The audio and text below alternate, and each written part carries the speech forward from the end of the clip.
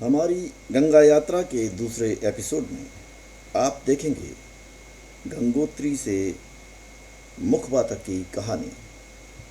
भौगोलिक तौर पर गंगा गोमुख से निकलती है और फिर 16 किलोमीटर के बाद गंगोत्री में आती है।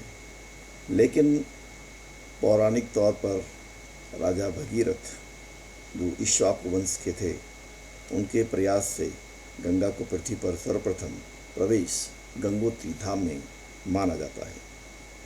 गंगा माँ को समर्पित यह देश का सबसे बड़ा और सबसे पहला मंदिर है।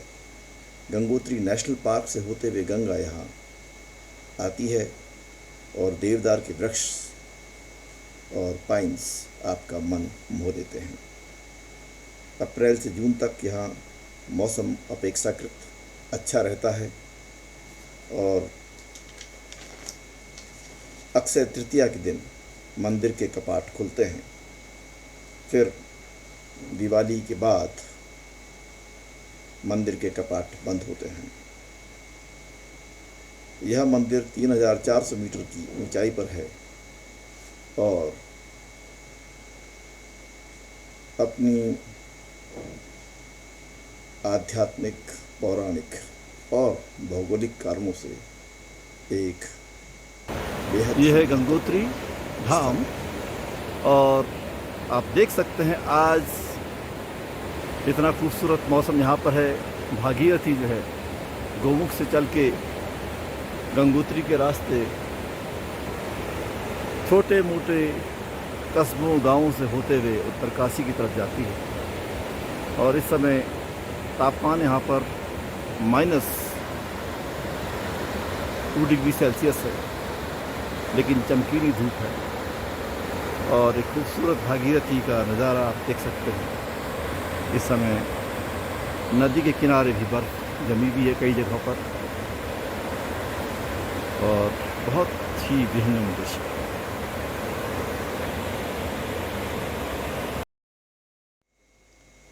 दिसंबर के महीने के बाद जब उत्तर भारत के अन्य क्षेत्रों में मौसम बेहद ख़राब रहता है, चारों तरफ कुहासा और धुंध बनी रहती है, वहीं हिमालय के क्षेत्रों में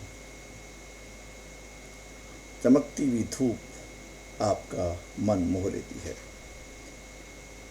बहुत से लोग ये समझते हैं कि सर्दियों में हिमालय के क्षेत्रों में नहीं जाना चाहिए, लेकिन हकीकत यह है कि शीतकाल में उत्तराखंड एक प्राकृतिक वैभव के साथ रहता है और उस समय गंगोत्री, केदारनाथ, बद्रीनाथ और अन्य ऐसे क्षेत्रों की छटा अप्रतिम होती है। गंगा और उसकी सहायक नदियों का पानी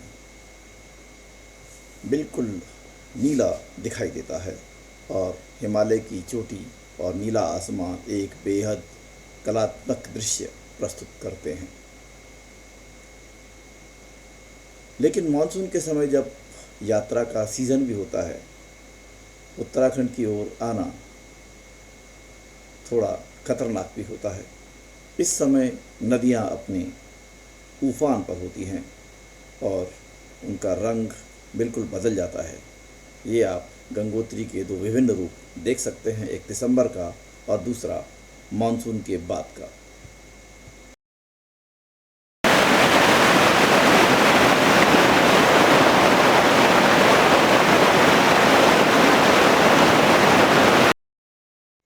गंगोत्री के इस पौराणिक मंदिर में माँ गंगा का ग्रीष्मकालीन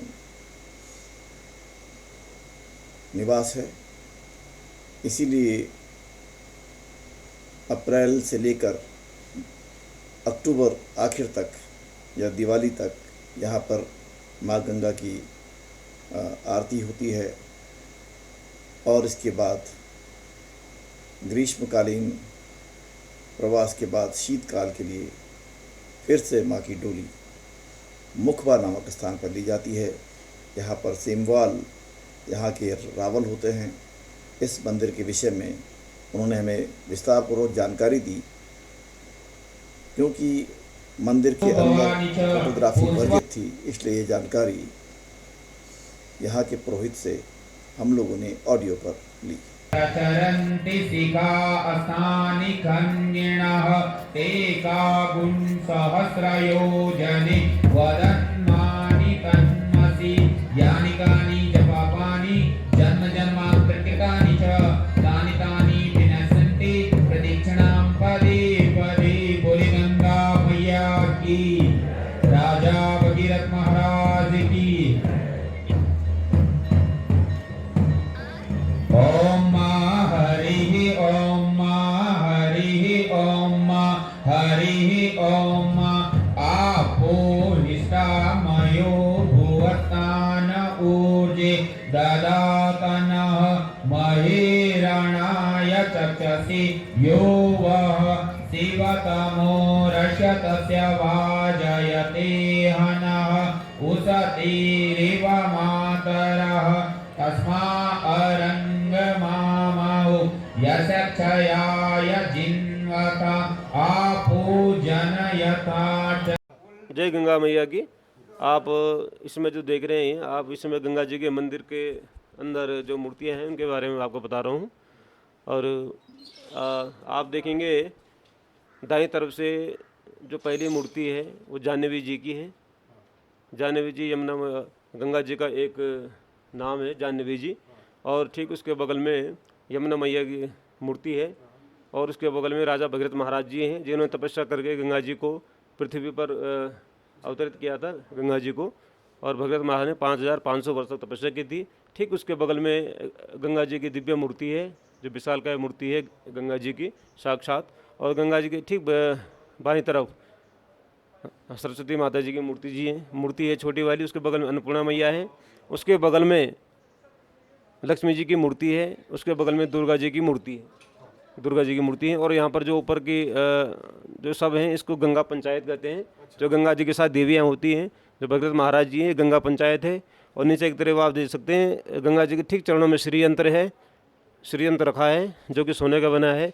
और ठीक सामने पर गणेश जी का मंदिर है, और ये गणेश की पंचायत होती है, जिसको पंचदेव कहते हैं। तो सर्वप्रथम पंचदेव की पूजा होती है। आफ्टर दैट उसके बाद फिर गंगा जी की पूजा की जाती है।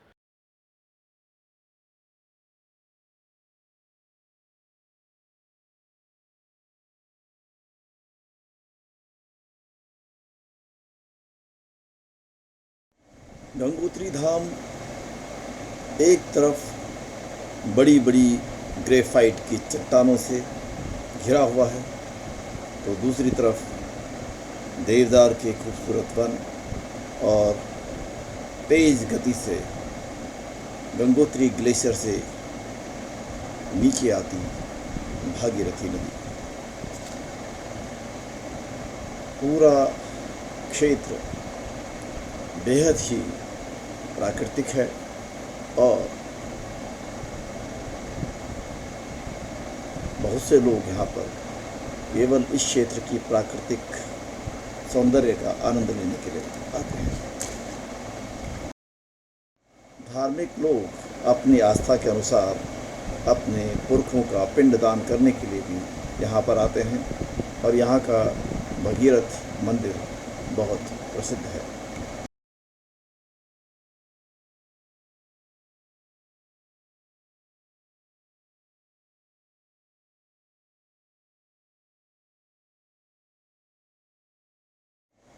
गंगोत्री धाम से भागीरथी नदी आगे बढ़ती है और बड़ी घाटियों से होकर के हरसिल के रास्ते ये भैरव घाटी पहुँचती है।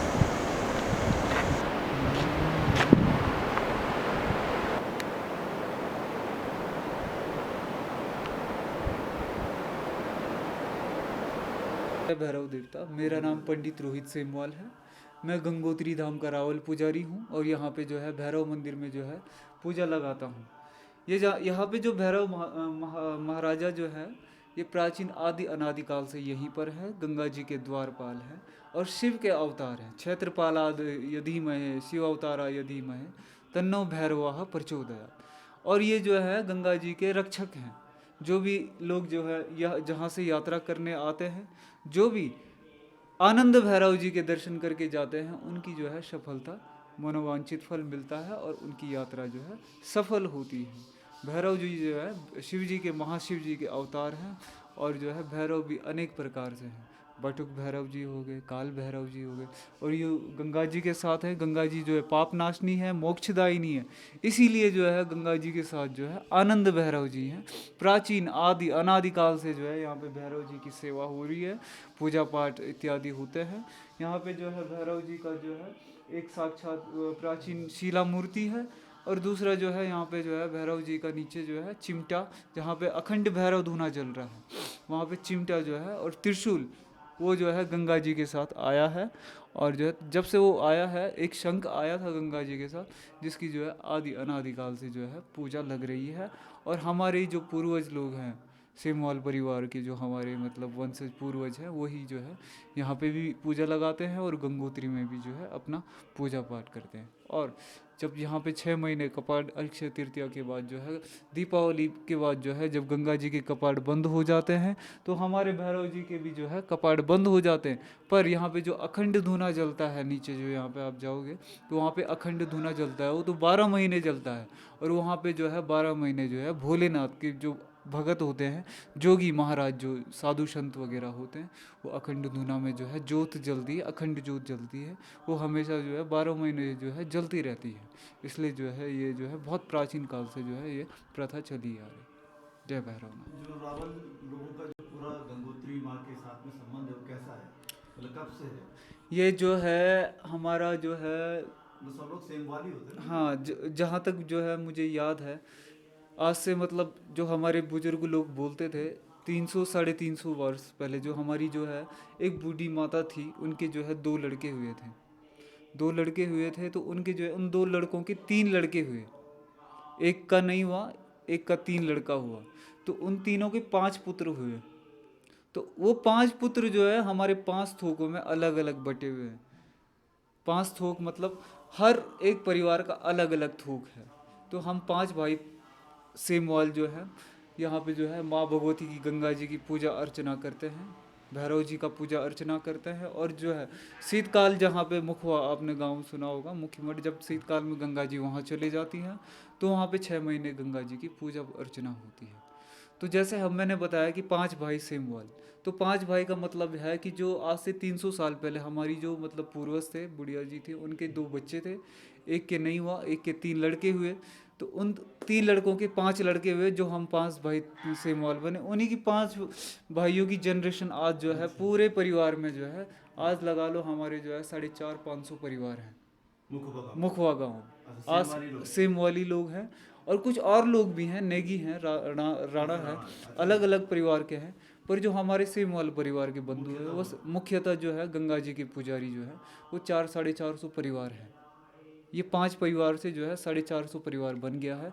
तो ये 5 परिवार अलग अलग थोकों में बटा है। थोक नंबर 1, थोक नंबर 2, थोक नंबर 3, थोक नंबर 4, थोक नंबर 5, इसमें जो है विस्तार हो रखा है। क्योंकि जो है अगर 1 नंबर के यहाँ जो है किसी के यहाँ जो है शोतक या पातक हो जाता है, बोलने का मतलब है किसी के घर में प्रसव हो जाता है, तो जो है वो वहाँ पे पूजा नहीं कर सकता है, तो थोक नंबर 2 पूजा कर सकता है। क्योंकि जो है इसी वजह से जो है ये जो आरती पूजा करने का जो विधि है वो यथावत बना रहे। आप लोगों को रावल क्यों बोला जाता है? रावल जो मतलब पुजारी होता है, अच्छा, एक तो ब्राह्मण हो गया, जी। एक रावल हो गया। तो ब्राह्मण और रावल में क्या फर्क है? ब्राह्मण होता है वो जो है घर पे जाके जो है पूजा करता है। अच्छा, आपको केवल मंदिर में करना है। हाँ, घर पे जाके पूजा अनुष्ठान वगैरह करता है। और जो हम रावल हैं, जी। जैसे तीर्थ हो गए, जैसे यमुनोत्री, गंगोत्री, बद्रीनाथ, यहाँ पे जो है जो मतलब जो है तीर्थों की पूजा करता है, तीर्थ पुरोहित बोलते हैं उसको, रावल बोलते हैं। क्योंकि जो है सेमवाल लोग जो केदारनाथ में नहीं, हर जगह अलग अलग है। जैसे यमुनोत्री में उनियाल जी हैं और यहाँ पे सेमवाल जी हैं, तो केदारनाथ में डिमरी लोग जी हैं, डिमरी लोग जी भी हैं। और मतलब जो है नहीं, वो वहाँ बद्रीनाथ के हैं में है, केरल के, जिनका जो है वो तो एक ही रावल होते हैं। जो बद्रीनाथ धाम में जो पूजा करते हैं, अंदर जो मूर्ति में पूजा करते हैं, वो जो है 23 साल में एक पुजारी जन्म लेता है, उसका मांस का जनेऊ होता है।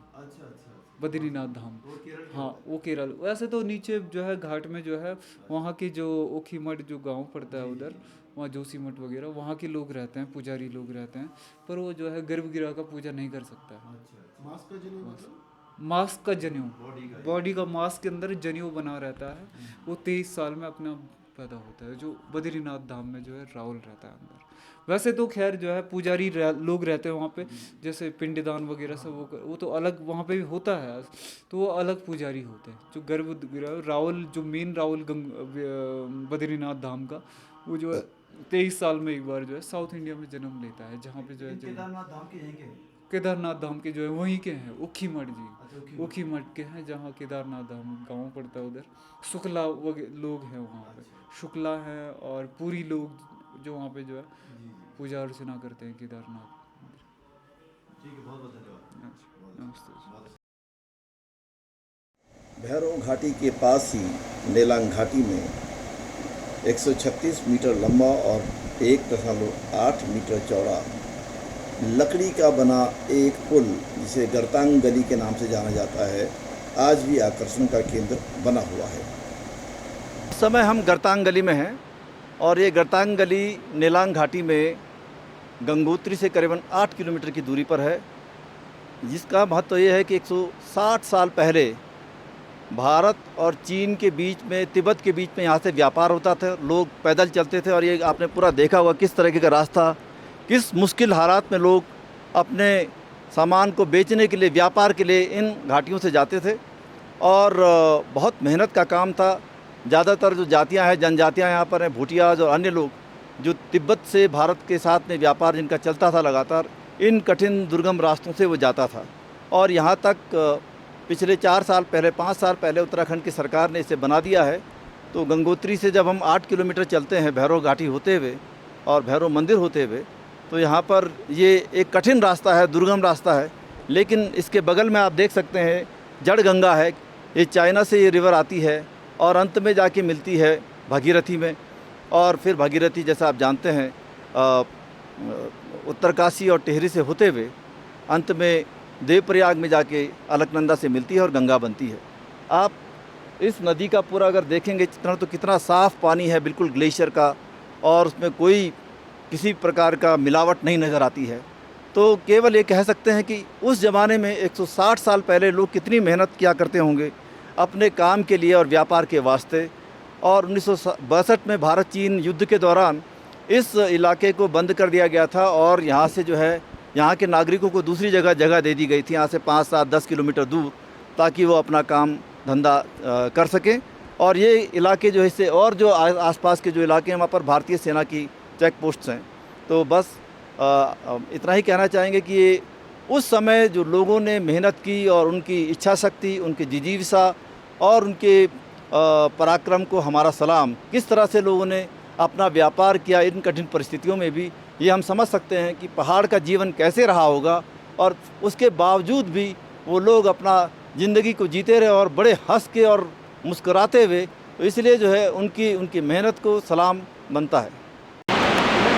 ये जड़गंगा, और आप समझ सकते हैं कितना खूबसूरत पानी।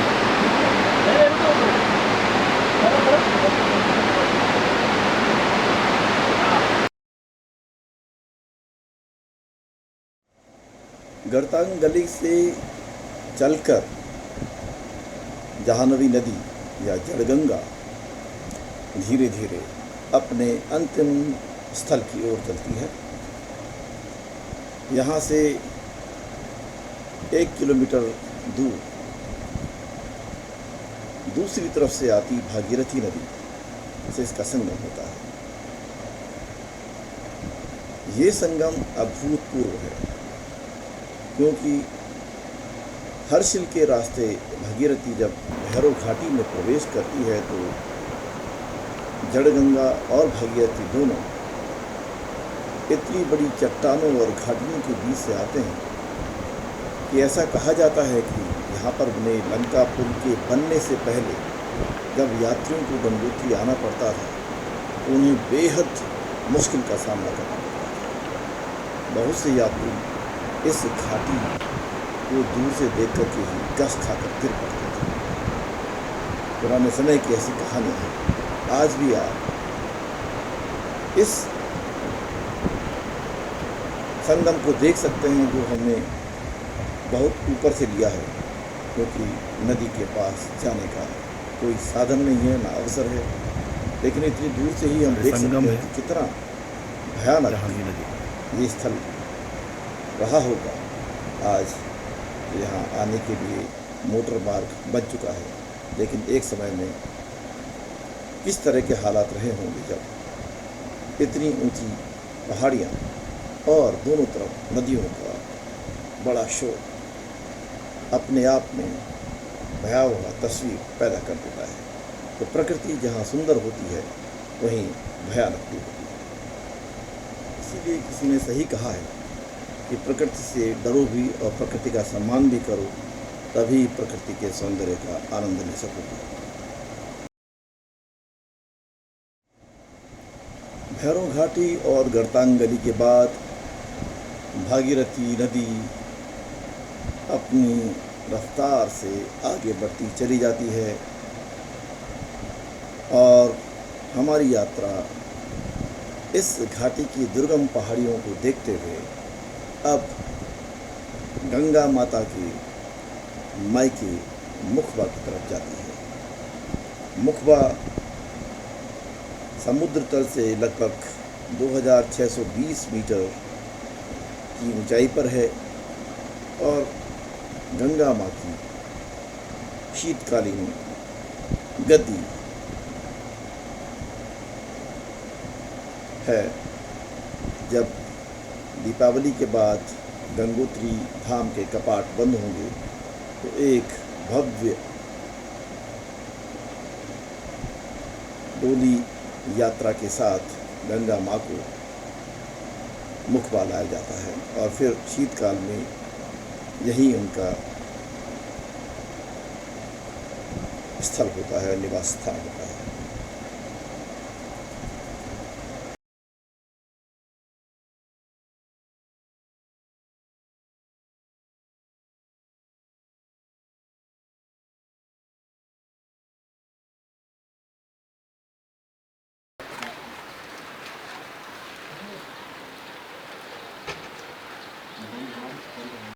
इस वक्त हम मुखोबा गांव में हैं और ये मुखोबा में माँ गंगा का मंदिर है। पौराणिक कथाओं के अनुसार मुखोबा मतंग ऋषि की जन्मभूमि है और उनको माँ गंगा ने कहा कि आप सर्दियों में मेरी इस मंदिर में आराधना करें।